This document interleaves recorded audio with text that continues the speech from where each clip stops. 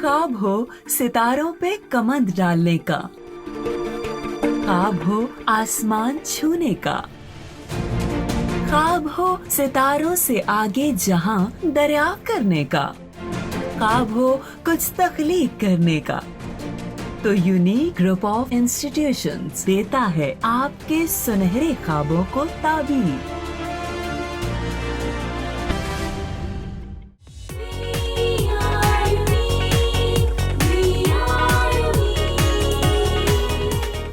अस्सलाम वालेकुम स्टूडेंट्स, मैं सबा वसीम हूँ 99A unique group of institution से। उर्दू की ऑनलाइन क्लासेस के सिलसिले में बेटा आपके जो लेक्चर्स हो रहे हैं, तो आज उस सिलसिले का हमारा लेक्चर नंबर 51 है। हमारा जो पिछला लेक्चर था, जिस तरह से मैंने आपको बताया था कि चूँकि अब आप जो भी पढ़ेंगे आगे वो स्मार्ट सिलेबस के हिसाब से पढ़ेंगे, यानी गवर्नमेंट ने जो आपके सिलेबस को कम किया है और स्मार्ट सिलेबस का उसको नाम दिया गया है। तो अब आगे जो हमारी सेकंड 50%, जैसे पहले हमने स्टार्ट किया था सेकंड 50%, तो वो तो हम उस रूटीन के साथ चले आ रहे थे जिस रूटीन से हम अपना सेकंड 50% कंप्लीट करते थे। लेकिन अब चूँकि आपके सिलेबस में चेंज आया है, अब आपका जो सेकंड 50% है उसको कम करके, बल्कि पूरी ही बुक के सिलेबस को, चाहे वो फर्स्ट 50% था या सेकेंड 50% था, तो पूरी बुक के सिलेबस को चूँकि कम करके उसको स्मार्ट सिलेबस का नाम दे दिया गया है। तो अब जो हमारा सेकंड 50% है उसको हम उसी हिसाब से आगे कंटिन्यू करेंगे जो हमारे पास सेकंड गवर्नमेंट की तरफ से स्मार्ट सिलेबस दिया गया है हमें पढ़ाने के लिए।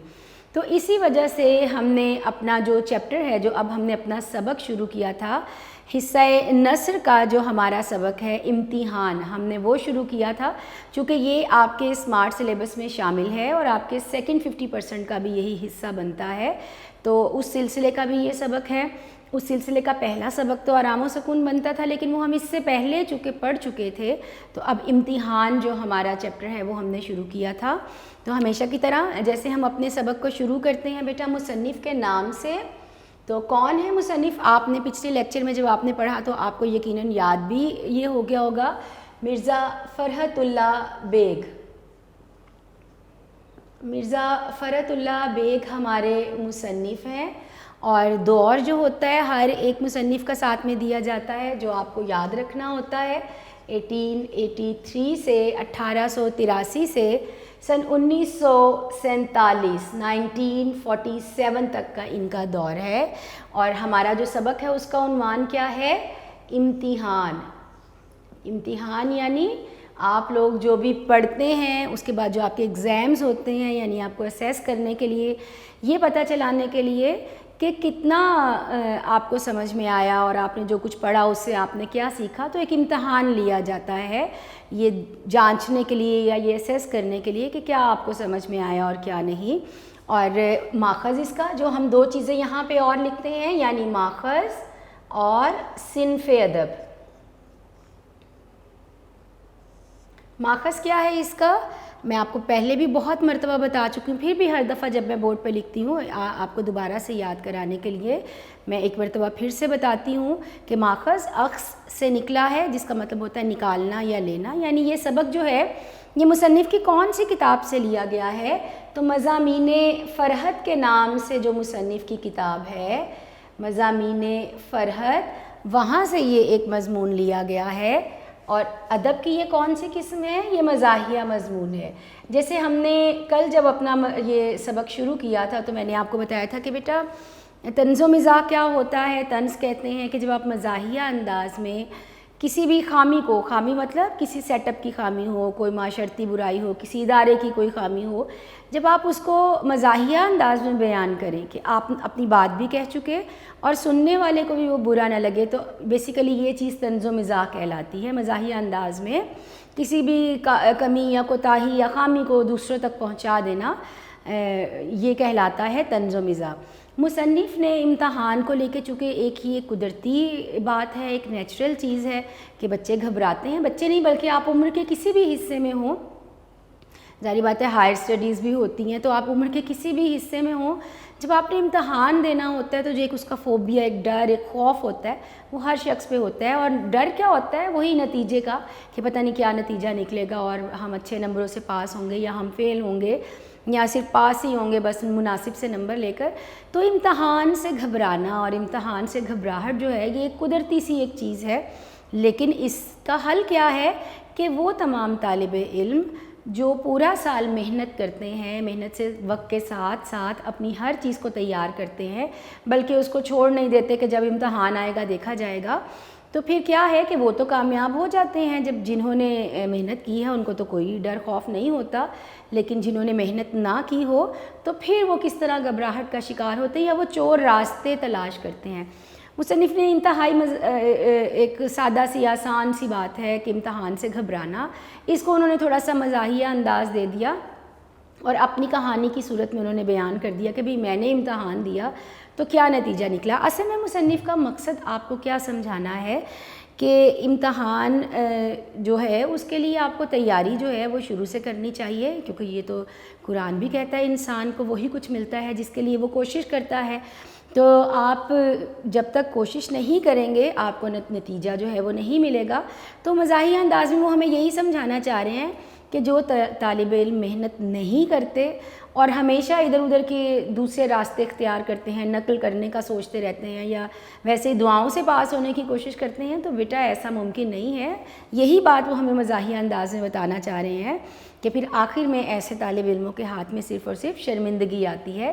اس لیے بہتر یہی ہے کہ شروع سے ہی ایک پیغام جو سبق میں آپ کے لیے ہے وہ کیا ہے کہ شروع سے ہی محنت کیجئے تاکہ آپ کو اس طرح سے چھوٹی چھوٹی جو راستے ہیں وہ اختیار نہ کرنے پڑے اور پھر آخر میں شرمندگی سے بھی آپ بچ جائیں.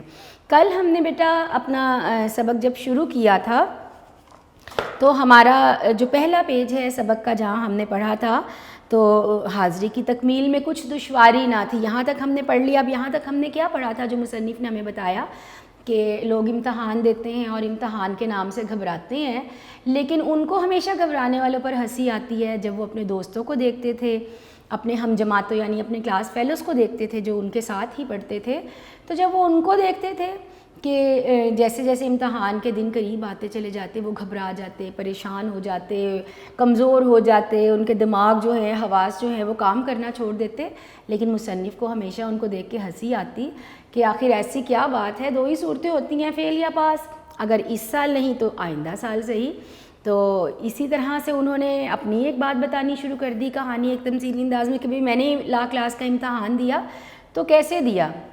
ان کا جو 2 سال کا کورس تھا لا کلاس کا وہ انہوں نے کس طرح سے مکمل کیا کہ شام ہوتی تو اپنے دوستوں کے ساتھ ٹہلنے نکل جاتے، یعنی جو بھی فارغ وقت کے ان کے کام ہیں، جتنے بھی مشاغل ہیں، کوئی بھی مشغلہ ایسا نہیں تھا جس میں کبھی کوئی کمی آئی ہو. یعنی دوستوں کے ساتھ گھوم پھر رہے ہیں، سیریں کر رہے ہیں، اور کیا کرتے گزرتے گزرتے کلاس میں جھانک لیتے. جھانک لینا مطلب باہر سے سرسری سی ایک نگاہ ڈال لینا، اندر دیکھ لینا. یعنی کبھی کلاس میں بیٹھنے اور پڑھنے کی تو زحمت ہی انہوں نے گوارہ نہیں کی تھی، اور دوسرا کبھی موقع ملتا تو باہر سے دیکھ لیتے گزرتے گزرتے.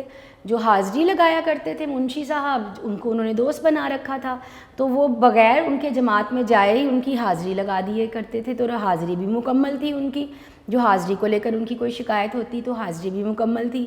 جو استاد صاحب تھے وہ پڑھانے میں اتنے مصروف ہوتے تھے کہ انہیں اندازہ ہی نہیں ہو پاتا تھا کہ میرا کون سا اسٹوڈنٹ کلاس میں موجود نہیں ہے یا کون باہر کھڑا ہو کے کلاس کے اندر دیکھ رہا ہے. تو اس طرح سے انہوں نے اپنا جو 2 سال کا جو انہوں نے کورس کیا اس کو جو ابتدا کی واقعہ سنانے کی وہ انہوں نے اس طرح سے کی.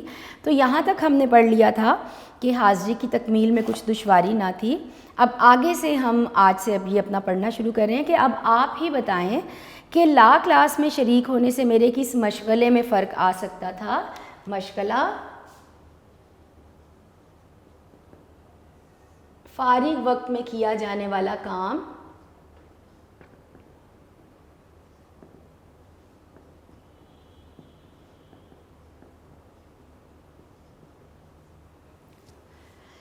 جسے آپ ہابی بھی کہتے ہیں، یعنی جو ایک تو آپ کے وہ کام ہیں جو آپ کو لازمی کرنے ہیں، اور پڑھائی ایک ایسی چیز ہے جو مشاغل میں شامل نہیں ہے. یہ تو ہماری جو اہم کام ہیں ان میں شامل ہیں، ہمیں روٹین کے ساتھ اپنے جو اہم کام کرنے ہیں. تو انہوں نے کہا کہ نہ تو میں کلاس میں بیٹھتا تھا، حاضری بھی کمپلیٹ ہو جاتی تھی، مکمل ہو جاتی تھی، استاد کو بھی پتہ نہیں چلتا تھا. تو بھلا جو کام میں فارغ وقت میں کرتا تھا، دوستوں کے ساتھ گھومنا پھرنا ٹہلنا، تو پھر بھلا میرے کس مشغلے میں فرق آ سکتا تھا. فرق آنا، کمی آ جانا. یہاں فرق آنا سے مراد کیا ہے؟ کمی آنا. کمی واقع ہونا یا کمی آنا، تو کسی بھی ان کے مشغلے میں جو ہے وہ کمی نہ آئی، سب کچھ اسی روٹین سے چلتا رہا۔ اچھا جی، والد صاحب قبلہ خوش تھے کہ بیٹے کو قانون کا شوق ہو چلا ہے۔ والد صاحب جو اس کے باپ تھے، قبلہ کا لفظ جو ہے یہ ہم احتراماً استعمال کرتے ہیں، جب ہم کسی کو عزت و احترام دیتے ہیں تو اس کے لیے ہم قبلہ کا لفظ استعمال کرتے ہیں۔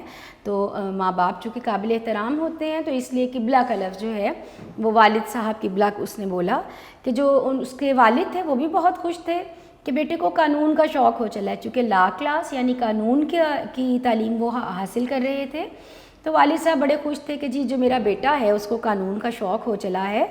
کسی زمانے میں بڑے بڑے وکیلوں کے کان کترے گا، کان کترنا یہ محاورہ ہے، اس کا مطلب ہوتا ہے مقابلہ کرنا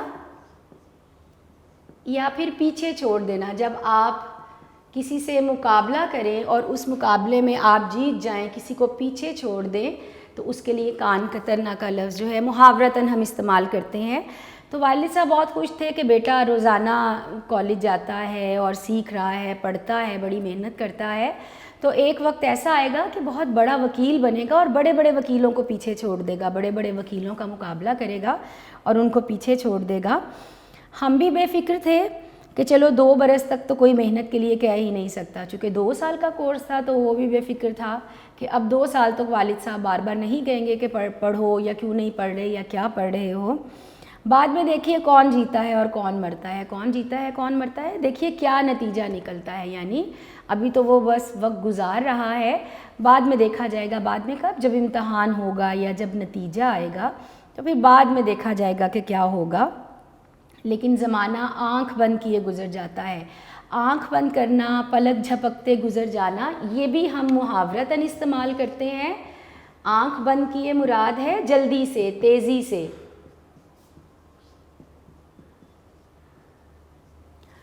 چونکہ وقت بہت تیزی سے گزرتا ہے، 2 سال کا کورس تھا، اپنی طرف سے تو وہ اس خوشی میں تھے کہ اتنا لمبا عرصہ ہے میرے پاس، اب کوئی مجھے بار بار تنگ نہیں کرے گا، گھر والے جو ہیں پڑھنے کے لیے نہیں کہیں گے، کیونکہ جب امتحان آئے گا تب دیکھا جائے گا۔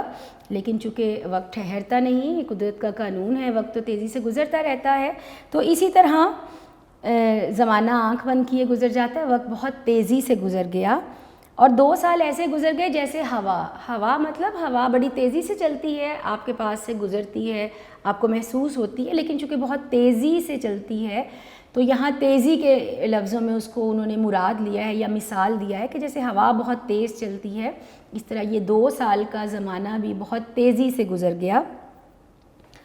اچھا جی، لا کلاس کا صداقت نامہ بھی مل گیا۔ صداقت نامہ، صداقت کسے کہتے ہیں؟ سچائی کو۔ تو صداقت نامہ لفظی مطلب تو ہو گیا کہ جس پر سب کچھ سچ سچ لکھا ہو، لیکن یہاں پر مراد کیا ہے مصنف کی؟ آپ کو جو پیپروں کے لیے ڈیٹ شیٹ دی جاتی ہے، جب پیپر شروع ہونے سے پہلے آپ کی ڈیٹ شیٹ آتی ہے جس میں پورا شیڈول ہوتا ہے، کس تاریخ کو آپ کا کون سا پیپر ہے، وقت کیا ہوگا، کہاں ہوگا، تو یہ چیز ڈیٹ شیٹ کہلاتی ہے۔ تو اس کے لیے یہاں پر انہوں نے صداقت نامہ کا لفظ استعمال کیا۔ تو آخر لا کلاس کا صداقت نامہ بھی مل گیا، تو بہت تیزی سے وقت گزرا، اور کون سا وقت آ گیا کہ جب مصنف کو ڈیٹ شیٹ مل گئی۔ اب جب ڈیٹ شیٹ مصنف کو مل گئی یعنی کیا پتہ چل گیا کہ امتحان جو ہیں وہ قریب آ گئے اور امتحان ہونے والے ہیں اور ان کو ڈیٹ شیٹ مل گئی ہے۔ حالانکہ وہ تو اپنی طرف سے کیا سمجھ رہے تھے کہ ان کے پاس 2 سال کا عرصہ ہے، نہ تو والدین پوچھیں گے ان سے کہ آپ نے تیاری کی یا نہیں کی، تو اپنی طرف سے تو وہ بہت بے فکر ہو کر یہ 2 سال گزار رہے تھے۔ لیکن کیا ہوا کہ جو امتحان کی ڈیٹ شیٹ ہے وہ ان کو مل گئی۔ اب کیا تھا، والدین وکالت کی امتحان وکالت کی تیاری کے لیے سر ہو گئے۔ سر ہو جانا، پیچھے لگ جانا، زور دینا، اصرار کرنا، بار بار کہنا، پیچھے لگ جانا، ہم اس کے لیے کوئی بھی جو لفظ ہے وہ استعمال کر سکتے ہیں۔ تو لیکن والدین جیسے ہی ڈیٹ شیٹ آئی تو اس کے والدین جو ہیں وہ اس کے پیچھے لگ گئے کہ اب وہ اس کو امتحان کی تیاری شروع کرنی چاہیے۔ مگر میں بھی ایک ذات شریف ہوں۔ ذات شریف مطلب لفظی مطلب تو ہے ایک شریف ذات، ایک شریف انسان، لیکن طنزاً انہوں نے یہاں پہ کہا کہ میں بھی کوئی عام کوئی بچہ نہیں تھا یا کوئی عام لڑکا نہیں تھا۔ ایک بڑھیا اور بوڑھے کو دھوکہ دینا کیا بڑی بات ہے. تو یہ بھی مزاحیہ انداز میں اپنے والدین کے لیے کہا ہے انہوں نے کہ 2 سال سے میں ان کو چونکہ دھوکہ ہی دیتا آ رہا تھا, گھر سے تو کالج کے لیے نکلتا لیکن دوستوں کے ساتھ گھومتا پھرتا رہتا, تو اب پھر دوبارہ سے ان کو دھوکہ دینا میرے لیے کون سی بڑی بات تھی.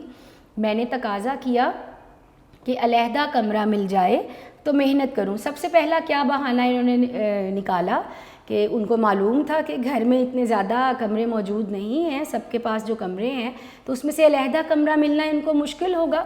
تو انہوں نے سب سے پہلا بہانہ کیا کیا, تقاضا کرنا, مانگنا کسی سے. تو انہوں نے سب سے پہلے کیا کہا کہ مجھے ایک علیحدہ کمرہ چاہیے جہاں میں بیٹھ کر امتحان کی تیاری کروں. بال بچوں کی گڑبڑ میں مجھ سے کچھ نہیں ہو سکتا, جو اور بہن بھائی ہیں یا بچے ہیں گھر میں تو ان کے شور کی وجہ سے میں کچھ پڑھ نہیں سکتا, کچھ کر نہیں سکتا. چند روز اسی ہیلے سے ٹال دیے. ہیلے سے ٹالنا, بہانے سے گزار دینا. ہیلا کہتے ہیں بہانہ اور ٹال دینا مطلب گزار دینا. تو چند روز تو اسی بہانے سے وہ گزارتا گیا کہ مجھے الگ کمرہ چاہیے, جب تک مجھے الگ کمرہ نہیں ملے گا میں تیاری نہیں کروں گا. تو چند روز تو اسی طرح گزر گئے. لیکن تابکے فارسی زبان کا لفظ ہے, آخر کب تک. اگر ہم ان 3 لفظوں کو الگ الگ لکھنے کی بجائے اکٹھا بولنا چاہیں, آخر کب تک, تو تابکے کا لفظ استعمال کیا جاتا ہے. لیکن تابکے آخر کب تک. بڑی بی نے اپنے سونے کا کمرہ خالی کر دیا. جو والدہ ہیں انہوں نے جس کمرے میں وہ ان کا اپنا کمرہ تھا وہ انہوں نے خالی کر دیا. تو اب میں دوسری چال چلا. ایک چال تو ناکام ہو گئی, وہ تو یہی سمجھ رہے تھے کہ ممکن نہیں ہے کہ انہیں ایک الگ کمرہ ملے گا.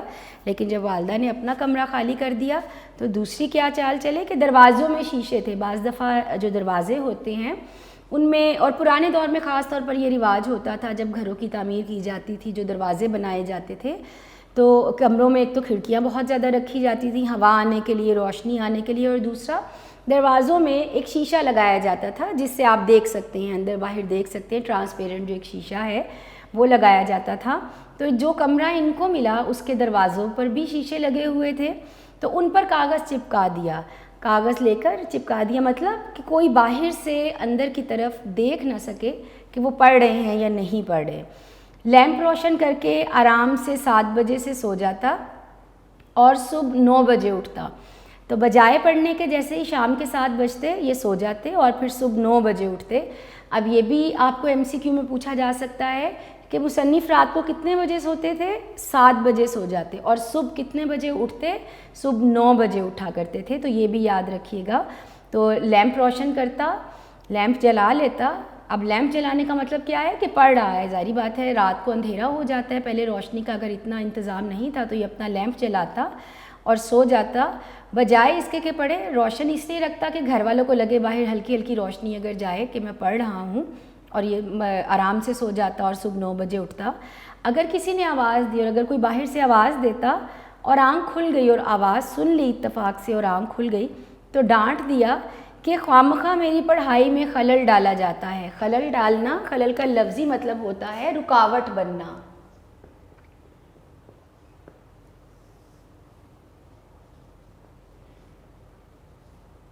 جب کوئی کام کرتے ہوئے آپ کو بیچ میں روک دیا جائے, ٹوک دیا جائے, رکاوٹ بنا جائے تو اسے کہتے ہیں خلل ڈالنا. تو جیسے ہی اگر کوئی باہر سے آواز دیتا, ویسے تو یہ سو رہا ہوتا اور اگر اچانک سے آواز سن لیتا اور آنکھ کھل جاتی تو ایک ہی بات کہتا کہ میری پڑھائی میں خلل ڈالا جا رہا ہے. اور اگر آنکھ نہ کھلی اور اگر کسی نے باہر سے گھر میں سے کسی نے آواز دی اور یہ گہری نیند سو رہے ہیں اور آنکھ نہ کھلی اور صبح کو سونے کا الزام لگایا گیا اور صبح گھر والے یہ کہتے کہ تم سو رہے تھے, تو میں کہہ دیتا کہ پڑھتے وقت کبھی جواب نہ دوں گا کہ جب میں پڑھ رہا ہوتا ہوں تو میں اتنا مصروف ہوتا ہوں, اتنے انہماک سے پڑھ رہا ہوتا ہوں کہ میں آپ کی بات کا جواب نہیں دوں گا. آئندہ کوئی مجھے دکھ نہ کرے. دکھ کرنا, پریشان کرنا, تنگ کرنا یا پریشان کرنا. بعض وقت ایسا ہوا کہ لیمپ بھڑک کر چمنی سیاہ ہو گئی. اچھا بیٹا, پرانے دور میں جب لالٹین یا لیمپ ہم جس کو بولتے تھے نیچے ایک لوہے کا حصہ بنا ہوتا تھا جس میں مٹی کا تیل ڈالا جاتا تھا، اس کے اوپر شیشے کا ایک حصہ بنا ہوتا تھا، وہ حصہ چمنی کہلاتا تھا۔ وہ شیشے کا حصہ جہاں سے روشنی باہر آ سکے اس کو چمنی کہا جاتا تھا۔ ویسے اس کا جو لفظی جو مطلب ہے وہ ہوتا ہے چمنی کا، یہ اس کا میں لفظی مطلب یہاں پہ لکھ رہی ہوں، اس کو دودھ کش کہا جاتا ہے، مطلب فانوس جو چمنی جو لیمپ کے اوپر لگاتے ہیں۔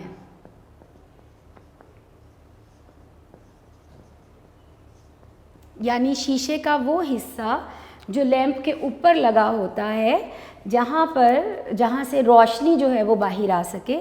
جب ظاہری بات ہے جلتا رہے گا، پوری رات جلتا رہے گا، چونکہ مٹی کا تیل عموماً اس میں ڈالا جاتا تھا نیچے والے حصے میں، تو اس کے جلنے سے جو دھواں ہے وہ سیاہ رنگ کا نکلتا ہے، اور اگر وہ زیادہ دیر تک چلتا رہے گا، جو لیمپ ہے جلتا رہے گا زیادہ دیر تک، تو چمنی اتنی ہی سیاہ ہو جائے گی دھوئیں سے۔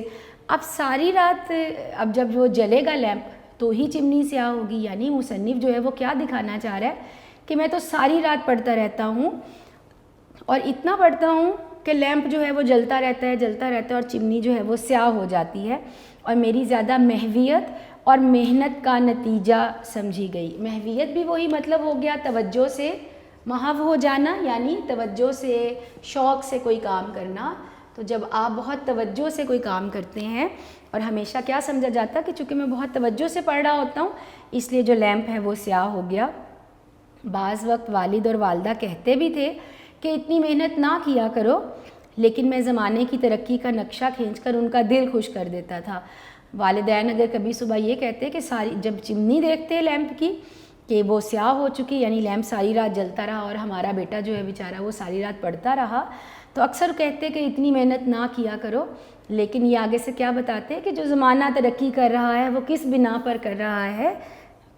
علم کی بنا پر، تعلیم کی بنا پر۔ تو اگر پڑھوں لکھوں گا نہیں تو پھر ترقی میں کیسے شامل ہوں گا، زمانے کی ترقی میں؟ تو یہ بھی اس طرح کی باتوں سے اپنے والدین کا دل جو ہے وہ خوش کرتے رہتے۔ خدا خدا کر کے یہ مشکل بھی آسان ہو گئی اور امتحان کا زمانہ قریب آ گیا، یعنی وہ جو تھوڑا سا وقت تھا ڈیٹ شیٹ سے لے کر امتحان شروع ہونے تک، جس میں والدین پیچھے لگے ہوئے تھے کہ پڑھو پڑھو، جیسے اکثر بچوں کو کہا جاتا ہے پیپر سر پہ آ گئے ہیں، پیپر ہونے والے ہیں، بیٹھ کے پڑھو۔ تو اسی طرح سے انہوں نے شکر کیا کہ وہ جو وقت ہے، حالانکہ یہ پڑھا تو انہوں نے بالکل بھی نہیں، انہوں نے تو سو کے وہ وقت گزارا، تو انہوں نے شکر کیا کہ چلو وہ وقت جو ہے مشکل وقت تھا لیکن نکل گیا۔ اچھا جی، میں نے گھر میں بہت کہا کہ میں ابھی امتحان کے لیے جیسا چاہیے ویسا تیار نہیں ہوں۔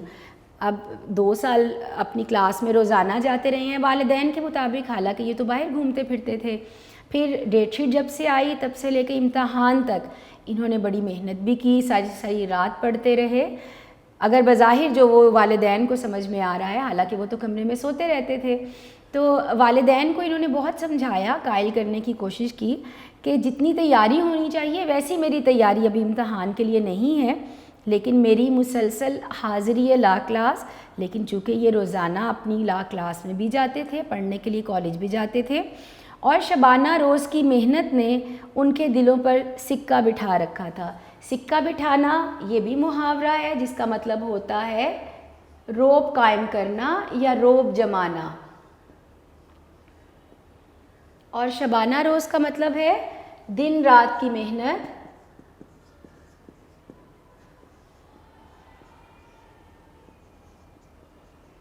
جب آپ مسلسل محنت اور کوشش کرتے رہتے ہیں تو وہ کہلاتا ہے شبانہ روز کی محنت۔ تو والدین کے مطابق تو یہ کالج بھی جاتے تھے، اپنی تعلیم بھی حاصل کر رہے تھے، روزانہ کلاس میں پڑھنے کے لیے جاتے تھے۔ پھر جب سے ڈیٹ شیٹ آئی تب سے لے کے اب تک دن رات محنت کیے چلے جا رہے تھے، تو انہوں نے ان کے دلوں پر کافی رعب جما رکھا تھا، یعنی والدین کو یہ یقین ہو گیا تھا کہ جو ان کا بیٹا ہے بڑی محنت کر رہا ہے۔ وہ کب ماننے والے تھے، لہٰذا وہ نہیں مانے کہ یہ امتحان نہ دیں اس سال۔ پھر بھی احتیاطاً اپنے بچاؤ کے لیے ان سے کہہ دیا، لیکن خود کو بچانے کے لیے احتیاط کے طور پر پھر بھی ان سے کہہ دیا کہ اگر میں فیل ہو جاؤں تو اس کی ذمہ داری مجھ پر نہ ہوگی، کہ اگر کسی نہ کسی وجہ سے میں فیل ہو گیا تو میں اس کا ذمہ دار نہیں ہوں گا، کیونکہ ابھی میری ویسی تیاری نہیں ہے جیسی تیاری ہونی چاہیے۔ کیونکہ میں اپنے آپ کو امتحان کے قابل نہیں پاتا، کیونکہ جس طرح سے تیاری ہونی چاہیے تھی، جس طرح سے کہ امتحان کے قابل ہوتا ہے کوئی طالب علم جب وہ مکمل تیاری کر لیتا ہے اور اب وہ تیار ہے امتحان کے لیے، تو ابھی میری ویسی تیاری نہیں ہے۔ لیکن والد صاحب مسکرا کر بولے، جب والد نے یہ سنا تو آگے سے وہ کیا بولے کہ امتحان سے کیوں ڈرے جاتے ہو، جب محنت کی ہے تو شریک بھی ہو جاؤ۔ شریک ہونا مطلب شامل ہو جانا، کہ آخر تم امتحان سے کیوں ڈر رہے ہو، کیوں گھبرا رہے ہو، اگر تم نے اتنی محنت کی ہے تو پھر تم شامل بھی ہو جاؤ، یعنی امتحان دو۔ کامیابی اور ناکامیابی تو خدا کے ہاتھ میں ہے، ویسے تو بے شک سب کچھ خدا کے ہاتھ میں ہے، کامیابی بھی ناکامیابی بھی اس کی اللہ کی مرضی کے بغیر تو ہم کچھ نہیں کر سکتے، لیکن اللہ ہی کہتا ہے کہ انسان کو وہی کچھ ملتا ہے جس کے لیے وہ محنت کرتا ہے، جتنی وہ محنت کرتا ہے، تو اللہ تعالیٰ ان کے لیے وسیلہ بناتا ہے جو خود پہلے ہیلا کرتے ہیں، یعنی آپ خود کوشش کریں، اللہ ان کی مدد کرتا ہے جو اپنی مدد آپ کرتے ہیں۔ آپ خود کوشش کرتے ہیں، پھر آپ دعا کرتے ہیں تو اللہ کی مدد بھی ساتھ میں شامل ہو جاتی ہے آپ کی کوشش کے، تو نتیجہ بہت بہتر ہو جاتا ہے۔ لیکن اگر آپ خود کوشش نہ کریں، ہاتھ پہ ہاتھ رکھ کے بیٹھ جائیں اور کہیں کہ اللہ ہماری مدد کرے گا، تو بے شک اللہ ہی کے اختیار میں سب کچھ ہے، لیکن اس سے بھی پہلے اللہ نے ہی حکم دیا کہ آپ کوشش کریں، آپ ہمت کریں، تو ساتھ میں اللہ کی مدد شامل ہوگی۔ تو یہاں پر والد نے کہہ دیا کہ تم ڈرتے کیوں ہو، اتنی محنت کی ہے، کالج جاتے رہے ہو، ساری ساری رات پڑھتے رہے ہو، تو پھر ڈرو نہیں، بلکہ امتحان دو، اب تم کامیاب ہوتے ہو یا نہیں ہوتے ہو یہ تو خدا کے ہاتھ میں ہے۔ مرد باید کے ہراساں نشود، یہ آگے فارسی زبان کا آپ سمجھ لیں ایک مصرع ہے، یعنی مرد وہ ہے جو کسی چیز سے نہ ڈرے۔ مرد کا لفظی معنی طاقتور اور بہادر کے معنوں میں آتا ہے، جو طاقتور ہوتا ہے، جو باہمت ہوتا ہے، تو انہوں نے یہی کہا کہ باہمت اور طاقتور وہ ہوتے ہیں جو ڈرتے نہیں ہیں، تو تم بھی مت ڈرو امتحان سے اور امتحان کے لیے تیار ہو جاؤ، اب اتنی محنت کی ہے تو امتحان بھی دو۔ میں نے بھی تقدیر اور تدبیر پر ایک چھوٹا سا لیکچر دے کر ثابت کر دیا کہ تدبیر کوئی چیز نہیں ہوتی، تقدیر سے ہی تمام دنیا کے کام چلتے ہیں۔ اچھا بیٹا، تقدیر کیا ہے؟ آپ کی قسمت، آپ کا نصیب، جو بھی ہماری قسمت ہے، جو کہا جاتا ہے کہ دنیا میں ہمارے ساتھ جتنے بھی معاملات ہوتے ہیں اللہ تعالیٰ پہلے سے ان کو لوح محفوظ میں لکھ کے رکھ دیتا ہے کہ ہمارے ساتھ کون کون سے اہم معاملات جو ہے ہماری زندگی کو لے کر اس دنیا میں ہمارے ساتھ طے پائیں گے، تو وہ پہلے سے طے شدہ ہیں، طے کردہ ہیں۔ تو تقدیر یعنی جو ہمارے ساتھ ہونا ہے، جس کو ہم ٹال نہیں سکتے، جس کو ہم بدل نہیں سکتے، یہ ایک سمجھ لیں کہ ایک اگر ہم اس کو ایک لفظ کا مطلب سمجھنا چاہیں تو اس کا یہ مطلب بنتا ہے۔ تدبیر کا لفظی مطلب ہوتا ہے عقل اور ذہانت سے مسئلے کا حل نکالنا۔ جب ہم کسی مشکل میں پھنس جاتے ہیں تو ہم اپنی عقل سے، اپنی ذہانت سے کام لیتے ہوئے ہم اس مسئلے کے لیے کوئی نہ کوئی حل سوچتے ہیں، بجائے اس کے کہ ہم اس کی، جیسے پہلے بات ہو رہی تھی کہ آپ کوئی بھی مشکل ہے تو آپ اللہ سے مدد مانگیں اور خود کچھ نہ کریں، یعنی تقدیر میں اگر لکھا ہے کچھ برا تو ٹھیک ہے، ہمارے ساتھ برا ہو گیا، تو اب ہم اس کا افسوس کرنے کی بجائے اور اس کو تسلیم کر لینے کی بجائے، اگر ہم ہاتھ پہ ہاتھ رکھ کے بیٹھنے کی بجائے کوشش کریں اپنی عقل سے، اپنی ہمت سے، اپنی ذہانت سے اس مسئلے کو حل کرنے کی کوشش کریں، تو یہ چیز تدبیر کہلاتی ہے۔ تو تقدیر اور تدبیر کا فرق آپ کو سمجھ آ گیا ہوگا۔ ایک تو رضائے الہی ہے، جو اللہ کا حکم ہے، جو اللہ کا فیصلہ ہے، وہ ہماری تقدیر ہے، اور تدبیر کیا ہے؟ جس میں ہماری کوشش شامل ہے، جو ہم اپنی ہمت، اپنی کوشش، اپنی عقل جو اللہ نے انسان کو عطا کی ہے، تو جب ہم اپنی عقل، اپنی ذہانت سے کام لیتے ہوئے اپنے مسائل کا حل نکالتے ہیں تو وہ تدبیر کہلاتا ہے۔ تو اب یہاں پر کیا ہو گیا کہ تقدیر اور تدبیر پر ایک چھوٹا سا لیکچر دیا، اور لیکچر کیا دیا؟ اور یہ ثابت کر دیا کہ تدبیر کوئی چیز نہیں، تقدیر سے تمام دنیا کے کام چلتے ہیں، کہ انسان کے ہاتھ میں کچھ نہیں، جو کچھ بھی ہوتا ہے وہ اللہ کی مرضی سے ہوتا ہے۔ اگر اللہ نے میری قسمت میں پاس ہونا لکھا ہے تو میں پاس ہو جاؤں گا، اگر اللہ نے میری قسمت میں لکھا ہے کہ مجھے فیل ہونا ہے تو میں فیل ہو جاؤں گا۔ اب حالانکہ ایسا تو نہیں ہے، آپ پورا سال اسکول جاتے ہیں، پڑھتے ہیں، تیاری کرتے ہیں، اپنی ہمت، اپنی کوشش، اپنی عقل سے کام لیتے ہیں، تو یہ آپ کی تدبیر ہے، یعنی آپ خود اپنی مسئلے کو حل کرنے کے لیے خود جو کوشش کر رہے ہیں۔ جب آپ یہ ساری کوشش کر لیتے ہیں تو پھر آپ کی تقدیر آپ کا ساتھ دیتے ہوئے آپ کو زیادہ بہتر نتائج دیتی ہے. لیکن مصنف نے کیا کہہ دیا کہ اگر میں امتحان میں فیل ہو گیا تو اس میں میرا کوئی قصور نہیں ہوگا, یہ سارے کا سارا قصور جو ہے یہ میری قسمت کا ہوگا, میرا کوئی عمل دخل یا میرا اس میں کوئی ہاتھ نہیں ہے. یہ سارے کا سارا کام کیا ہوگا, یہ تقدیر کا, قسمت کا کام ہوگا. قصہ مختصر بات کو چھوٹا کرتے ہیں. اگر ہم بات کو چھوٹا کریں یعنی پچھلی جتنی بھی باتیں ہوگی تو مصنف کہتے ہیں اس کو چھوٹا کرتے ہوئے آگے بڑھتے ہیں کہ درخواست شرکت دی گئی اور منظور ہو گئی. انہوں نے داخلہ بھیجا اور ان کا داخلہ جو ہے وہ وہاں منظور ہوا. اور ایک دن وہ آیا کہ ہم مقام امتحان پر پہنچ ہی گئے. اچھا جی, ہم مقام امتحان پر پہنچ گئے, جہاں پر پیپر ہونے تھے وہاں پر یہ پہنچ گئے. ہال ٹکٹ, یہاں پر چونکہ ہم ایک مزاحیہ انداز کا طنزی اور مزاحیہ انداز میں مصنف نے مختلف چیزوں کو بیان کیا ہے, تو بیٹا ہال ٹکٹ کیا ہے؟ ویسے تو اس کا مطلب ہوا کہ ایک ہال ہے, ایک بڑا کمرہ ہے جہاں اندر کچھ بھی ہے, آپ وہاں جانے کے لیے ایک ٹکٹ خریدتے ہیں. کوئی سینما ہے, کوئی تھیٹر ہے, کوئی کھیل تماشا ہے.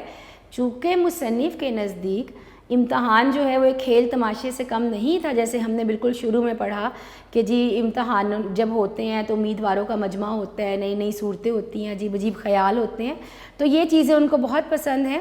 تو ان کے نزدیک چونکہ یہ کھیل تماشے ہی کی صورت تھی, اس لیے انہوں نے اس کو طنزاً جو ہے ہال ٹکٹ کا نام دیا.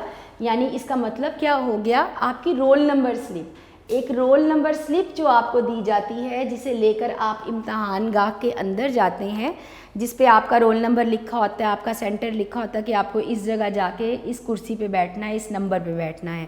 تو وہ جو رول نمبر سلپ ہے اس کو انہوں نے مزاحیہ انداز میں یہاں پر ہال ٹکٹ کا نام دیا ہے.